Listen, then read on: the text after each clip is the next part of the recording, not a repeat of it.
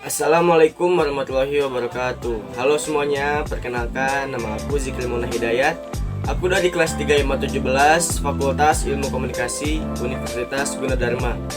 Nah, di kesempatan video kali ini aku pengen sedikit ngebahas tentang strategi bagaimana untuk bisa menarik perhatian audiens. Nah, teman-teman, ada beberapa strategi untuk bisa menarik perhatian audiens. Di antaranya ada tell a story. Nah, tell a story ini seperti bercerita.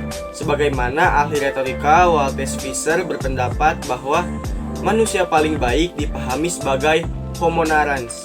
Nah, homo narans ini yaitu sebagai orang yang bercerita. Nah, jadi tell a story ini sangat baik untuk dijadikan strategi untuk bisa menarik perhatian audiens. Nah, selain tell a story tadi, ada juga refer to recent story event. Nah, ini tuh seperti berkaitan dengan peristiwa yang sedang terjadi saat ini ataupun bahkan peristiwa sejak di masa lalu. Nah, hal ini dinilai bisa membantu menciptakan pengalaman bersama bagi pembicara dengan audiens.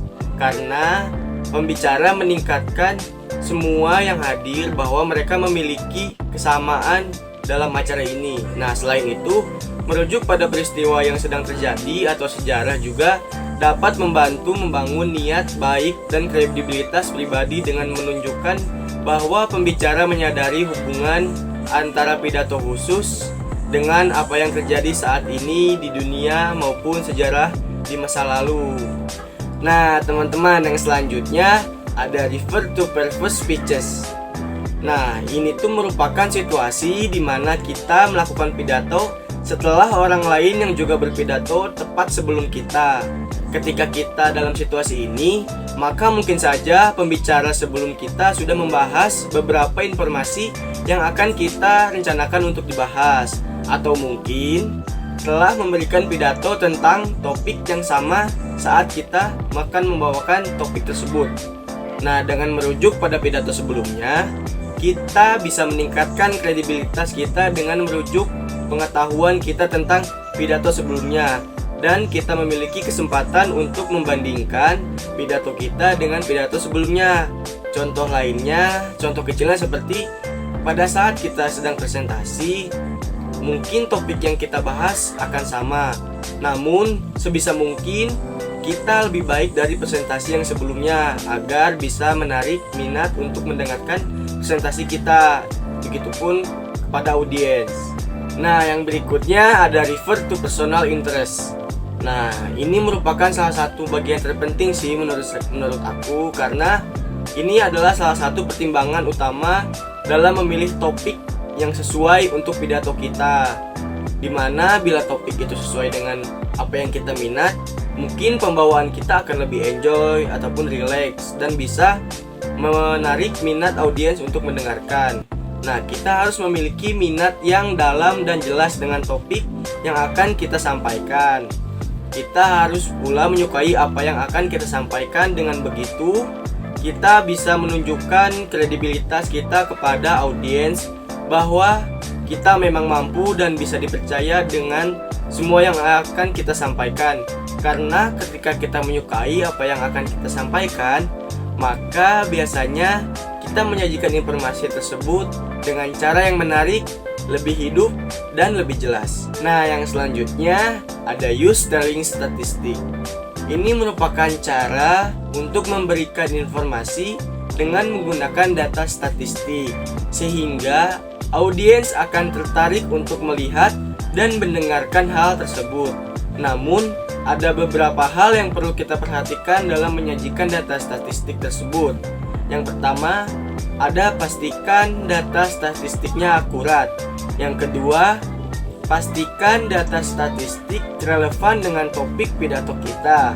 Yang ketiga, pastikan kita kemudian menyajikan data statistik ini sesuai dengan tempatnya, sehingga semuanya akan cocok ketika kita menggabungkannya. Nah, strategi selanjutnya itu ada use an analogy. Analogi yaitu membandingkan sesuatu yang diketahui dan dipahami audiens dengan sesuatu yang baru dan berbeda. Untuk pidato ini, kita bisa menggunakan analogi untuk menampilkan hubungan antara topik yang kita sampaikan dengan sesuatu yang dikenal oleh audiens kita.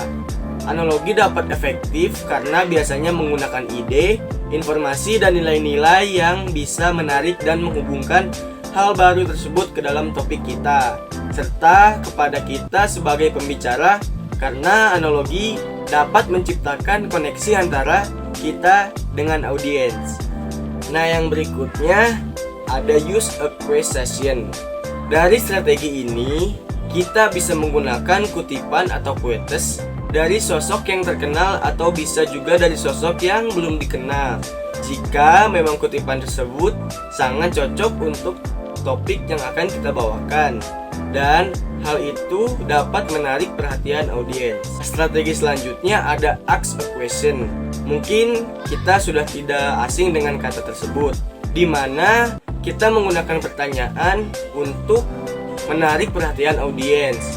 Sebagaimana rhetorical question dirancang untuk memungkinkan kita sebagai pembicara untuk membuat audiens berpikir tentang topik kita tanpa benar-benar menyampaikan jawaban atau pertanyaan tersebut.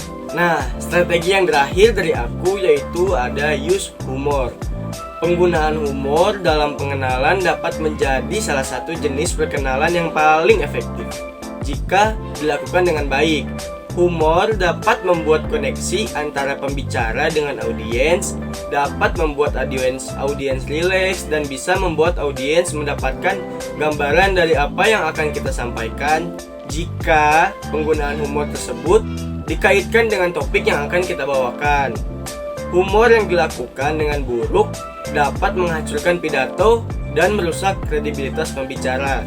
Jadi kesimpulannya, jangan sembarangan menggunakan humor yang tidak relevan dengan audiens kita. Nah teman-teman, mungkin sampai sini saja penjelasan tentang bagaimana strategi untuk menarik perhatian audiens dari aku. Mungkin kurang lebihnya mohon maaf. Semoga video ini bermanfaat, dan terima kasih untuk semuanya. Assalamualaikum warahmatullahi wabarakatuh. Start your computations.